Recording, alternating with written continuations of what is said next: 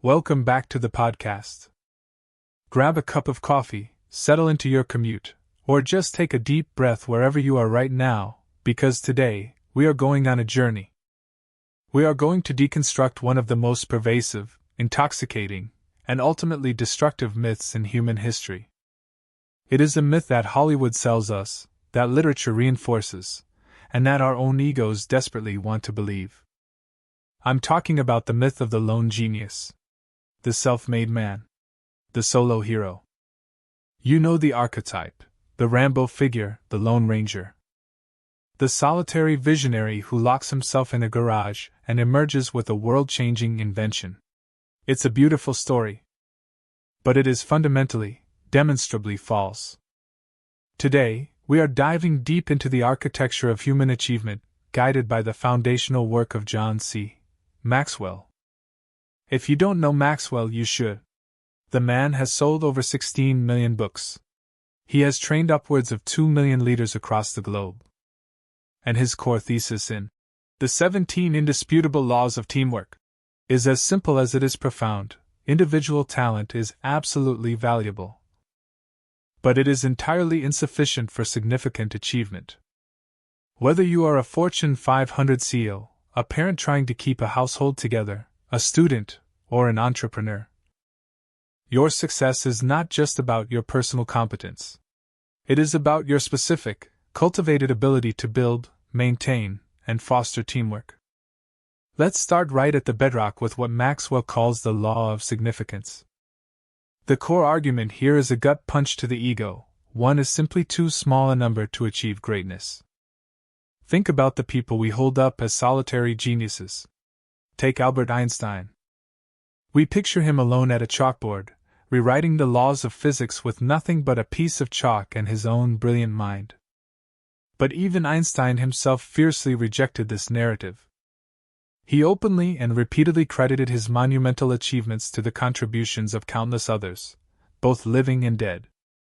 He famously stated that he had to work every single day to repay what he had received from the collective intellectual community. If the man who gave us the theory of relativity admits he couldn't do it alone, who are we to think we can? Economist Lester C. Thoreau points out that the entirety of American history and culture, even our crowning achievements like landing a man on the moon, are not the result of rugged individualism, but rather the products of a collective team spirit directed toward a common goal. C. Gene Wilkes, in his book, Jesus on Leadership, outlines exactly why teams will always mathematically and practically outperform individuals. Teams simply have more resources.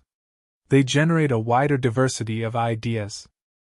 They have this beautiful, natural mechanism for maximizing individual strengths while simultaneously minimizing individual weaknesses.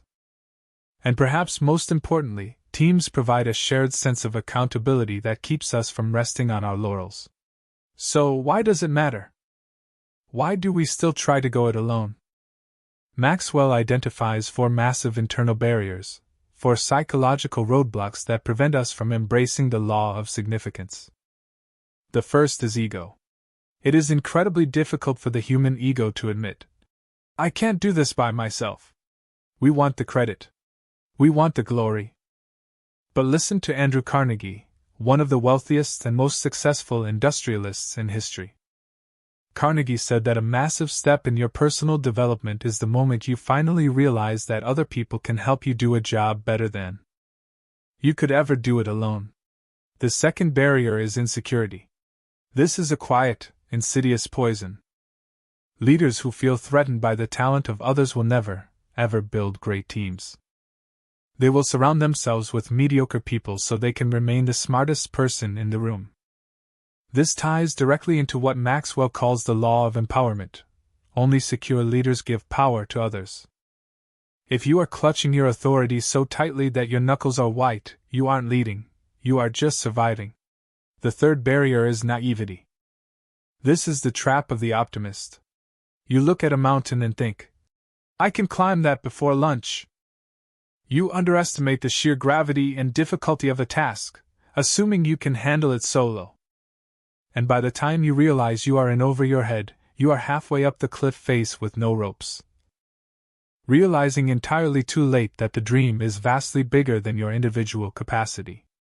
And the fourth barrier is temperament.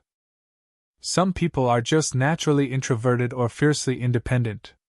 They don't instinctively think to involve others. But Maxwell argues, and I completely agree, that collaboration is not a personality trait. It is a skill. And like any skill, if it doesn't come naturally to you, it must be consciously practiced. Otherwise, your own temperament becomes a roadblock to your ultimate potential. Now, once you conquer these barriers and accept that you need a team, you run into the next great challenge. How do you get a group of highly capable, ambitious individuals to actually work together? This brings us to the law of the big picture, which states that the goal is always more important than the role. Teams implode when members prioritize their personal win, their individual statistics, or their personal fame over the collective victory of the group. Maxwell tells this brilliant story about a leadership conference he was part of. There were 12 speakers on the docket, and ego was suffocating the room. Everyone was subtly, or not so subtly, fighting for more stage time. They wanted the spotlight. The energy in the room was tense, competitive, and frankly toxic. So, what did Maxwell do? He looked at the big picture. The goal of the conference wasn't to make the speakers look good. The goal was to provide value to the audience. So, Maxwell voluntarily gave up his own allotted speaking time to another speaker who had a particularly impactful message that the audience desperately needed to hear. In that single act of subordinating his ego, he completely shifted the room's energy. He broke the spell of competition and replaced it with a spirit of collaboration. He proved that he was a team builder, not a monopolizer, someone who just uses a team to serve their own selfish interests. We see this beautifully illustrated in sports. In a culture that is absolutely obsessed with individual gold medals and MVP trophies, the greatest dynasties understand the law of the big picture. Look at the legendary college football programs of Penn State and Notre Dame back in their prime. They famously refused to put player names on the backs of their jerseys. Why? Because the name on the front of the jersey is the only one that matters. It was a physical, fabric reminder that the number and the team supersede the individual identity. But my absolute favorite historical example of this law comes from Winston Churchill during the dark, harrowing days of World War II. Britain was in a fight for its very survival. The military was the tip of the spear, the glamorous front line of the war effort. Naturally, the young men working down in the brutal, suffocating, filthy coal mines of England wanted out.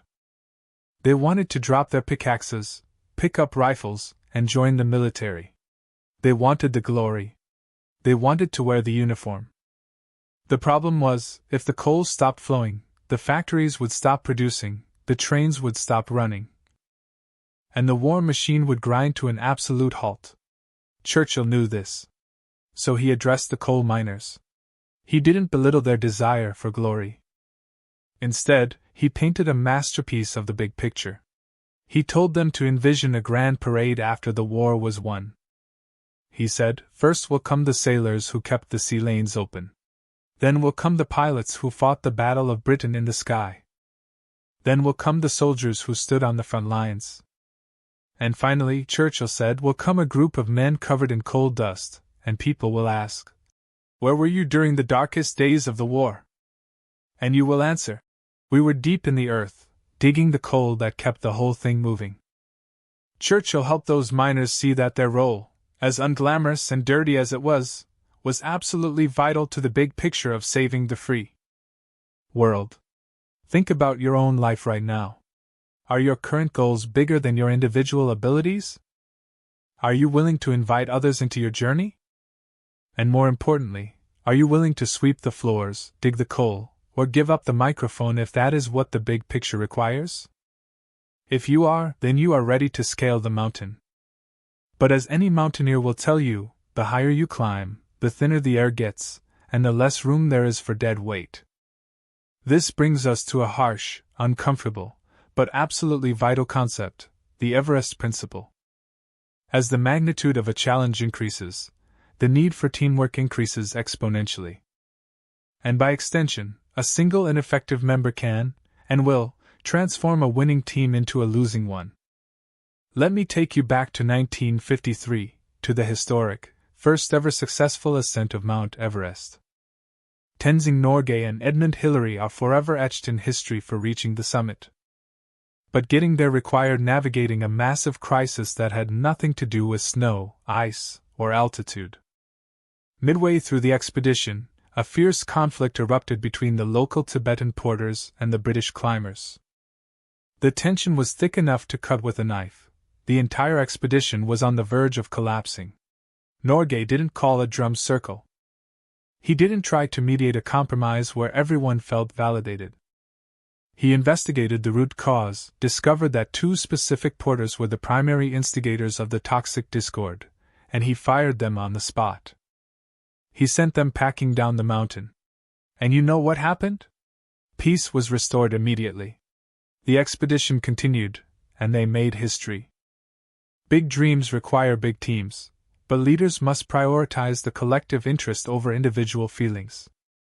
If a team is stagnating, the leader must possess the sheer courage to change the roster. Because here is the truth about challenges: they are rarely expected, but they always exert intense pressure. And when a crisis hits, your team has exactly two choices. You either solve it together, or you collapse. Take the Apollo 13 mission in April 1970. I want you to really put yourself in this scenario. You are 321,868 kilometers away from planet Earth, floating in the infinite, freezing void of space. Suddenly, an oxygen tank explodes. The spacecraft, the Odyssey, loses its primary oxygen and power supplies. You are trapped in a tin can that is dying. This wasn't a challenge anyone planned for. But survival now depended entirely, 100%, on the absolute synergy between the three astronauts in space and the ground control team back in Houston. The technical hurdles were almost insurmountable. First, capacity. They had to abandon the command module and move into the lunar module, the Aquarius. But the Aquarius was designed to keep 2 people alive for 49.5 hours. They needed it to keep 3 people alive for 84 hours. Second, power. They had to operate the entire ship on less than 1/4 of its normal power. Third, navigation. Their primary guidance system was dead. They had to use a small secondary engine and manually steer using the Earth's terminator line in the window to stay on course. But the most famous, the most visceral example of their teamwork was the square peg in a round hole problem. The astronauts were exhaling carbon dioxide. If it wasn't scrubbed from the air, they would quickly suffocate in their own breath. The lunar module's square carbon dioxide filters were depleted. They had plenty of round filters from the dead command module, but they didn't fit the lunar module's system. Down in Houston, a team of engineers dumped a box of random materials onto a table: plastic bags, cardboard, suit hoses, and duct tape, exactly what the astronauts had on board.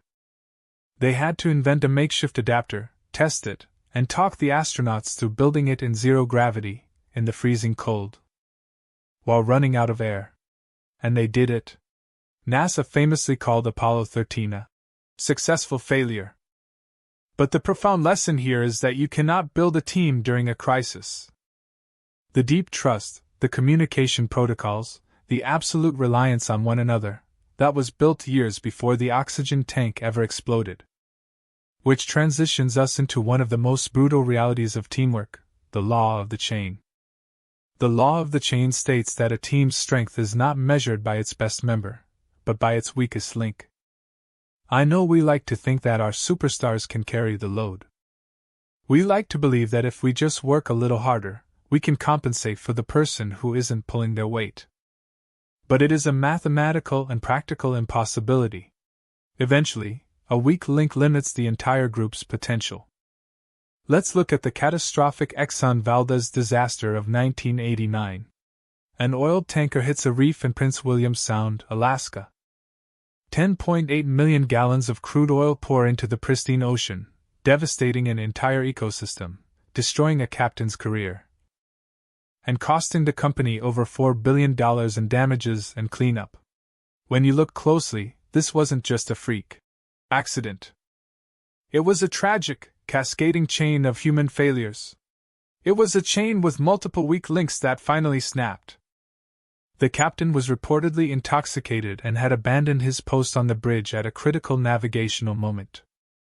There was only one officer left on the bridge, and he was exhausted, violating strict maritime safety protocols. On top of that, the ship's radar and autopilot systems were either broken or set incorrectly. A single broken link might cause a delay. A chain of broken links causes a historic catastrophe. So why do we do it? Why do leaders keep weak links on their teams? Maxwell identifies 3 massive blind spots. First is sentimentality. We love the person. We see their potential. We remember who they were 5 years ago, and we manage them based on an illusion rather than their current reality. Second is size bias. We have this uniquely American delusion that bigger is always better. We think having 50 mediocre employees is somehow better than having 10 elite ones. And third is assumption. We blindly assume that everyone on the team shares our vision, our work ethic, and our goals.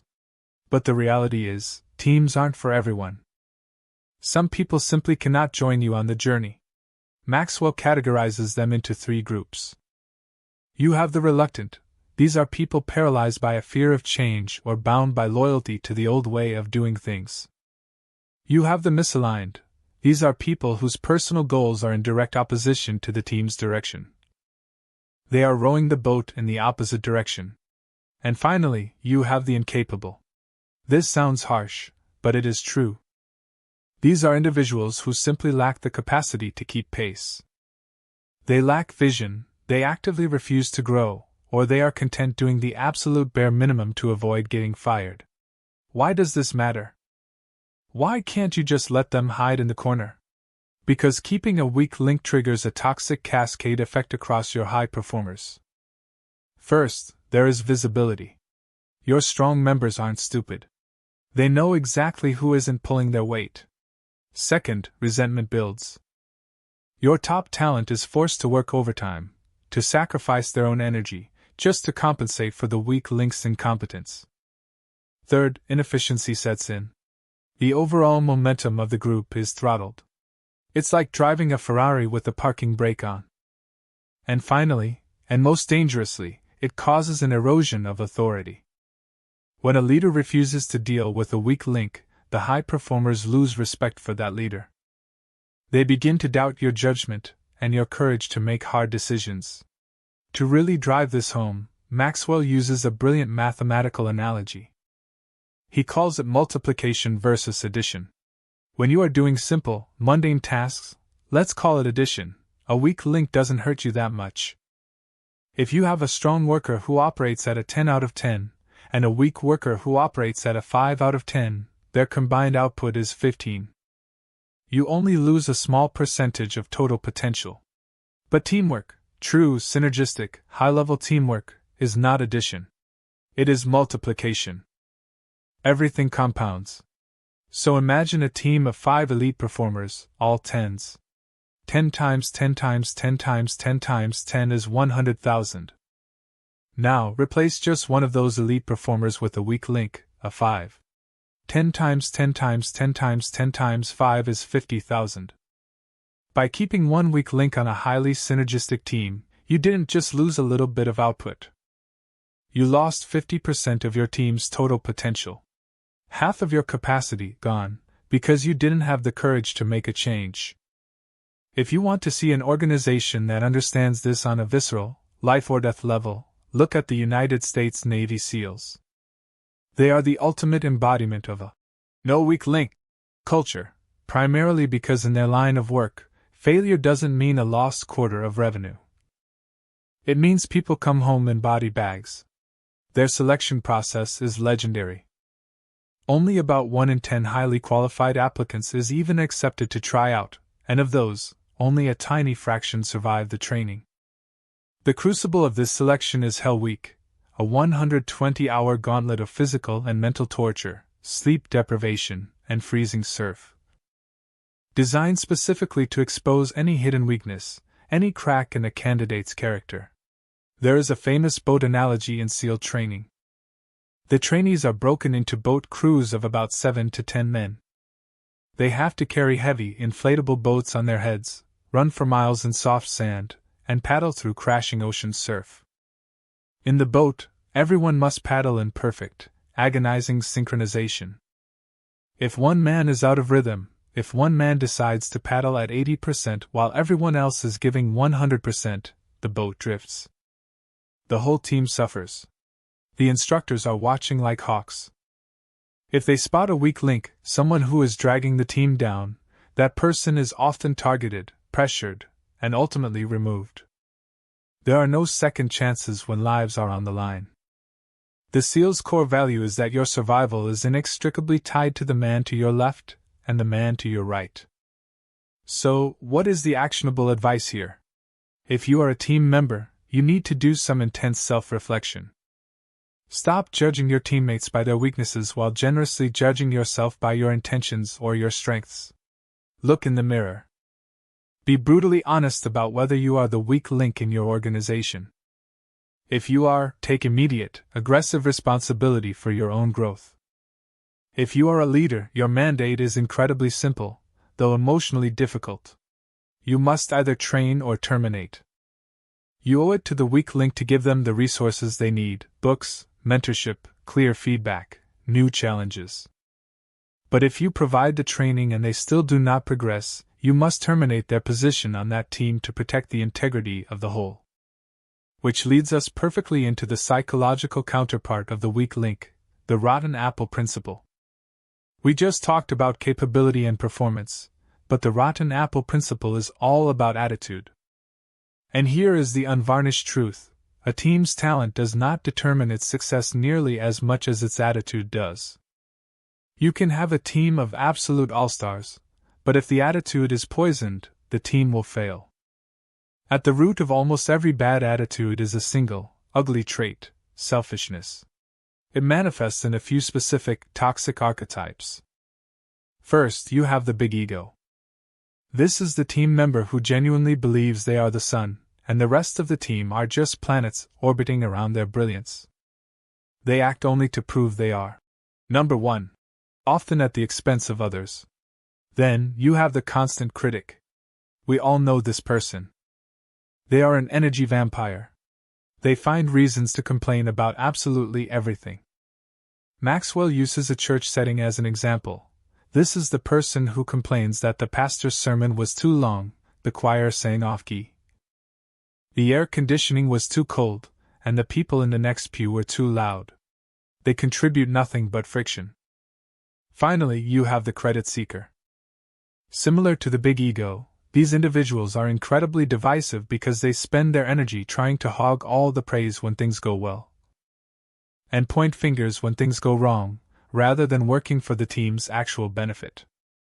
The analogy is as old as time, but it holds true: a single rotten apple placed in a barrel of perfectly good ones will eventually, inevitably, cause the entire barrel to rot. The mold spreads. The toxicity is contagious. Bad attitudes must be identified and removed surgically and quickly before they breed resentment and factionalism within your ranks. If you doubt the power of attitude, consider a famous psychological study often referred to as the Pygmalion effect in the classroom. A school conducted a massive experiment. They told a specific group of students and their teachers that based on extensive aptitude testing, they were the best, the most talented, the absolute intellectual elite of the school. They were told they were destined for greatness. By the end of the semester, this group had significantly, vastly outperformed every other group in the school academically. Here is the twist, and it is a mind-bender: the participants were chosen completely at random. They were average students. Their success was not based on superior innate talent. Their success was entirely the result of their expectation of success. It was their positive attitude, their belief in their own potential, and the supportive attitude of their teachers that created the reality. Attitude dictates altitude. So, as a leader, you cannot ignore a rotten apple. You must have the hard, frank, uncomfortable conversations. Sit them down. Explain exactly how their attitude is impacting the team. Give them a clear, measurable chance to change. But if they refuse, if they hold on to their cynicism and their ego, you must remove them. You are not just firing a person, you are protecting the psychological health of your entire organization. And finally, this brings us to the ultimate synthesis of all these laws, the principle of coordination. Because having a team of capable people with good attitudes isn't enough.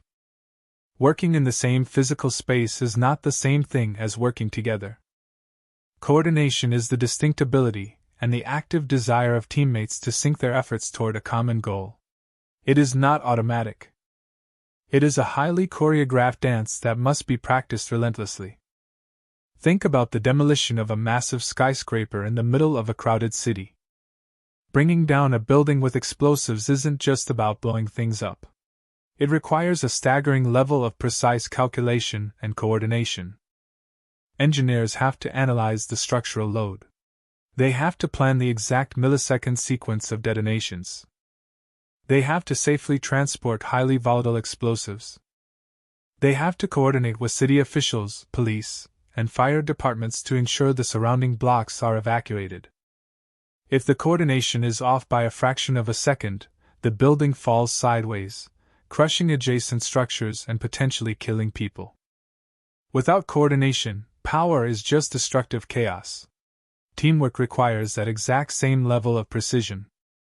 Maxwell gives us a three-part formula for achieving this elite level of coordination. Number 1 is character.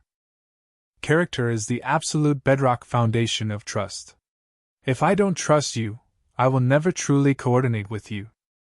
I will always be holding something back. I will always be double-checking your work. Without trust, influence is impossible. Number 2 is competence. Talent absolutely matters. Character is essential, but it isn't a substitute for skill. If you need open-heart surgery, you don't just want a surgeon who is a really nice guy with great character. You want a surgeon who is a master of the scalpel. You want competence, regardless of whether they are charming or grumpy. A championship team requires both a foundation of character and a razor-sharp edge of competence. And number 3 is commitment. This is the willingness to support each other when the environment turns hostile. It is easy to coordinate when profits are up and the sun is shining. But what happens when things get hard? Go back to the Navy SEALs. In their training, if one person is too slow on a run, the instructors don't just punish the slow guy. The entire team has to repeat the task. If one person twists an ankle, the team doesn't leave them behind. They literally pick them up and carry them across the finish line. Success is never defined by the individual crossing the tape. It is defined by the whole team completing the mission together. So, as we wrap up this deep dive, I want you to take an inventory of your life. Are you trapped in the myth of the lone genius? Are you letting your ego, your insecurity, or your naivety keep you from asking for help? Are you willing to subordinate your personal glory for the big picture? Do you have the courage to address the weak links and the rotten apples in your life, even if it means having uncomfortable conversations? And are you actively building the character, competence, and commitment required to truly coordinate with the people around you? Remember, 1 is too small a number to achieve greatness. The mountain is too high, the challenges are too fierce, and the stakes are too great to go it alone. Build your team. Protect your culture. And start multiplying your impact. Thanks for listening. Take these laws, apply them this week, and watch how the world around you begins to shift. We'll see you next time.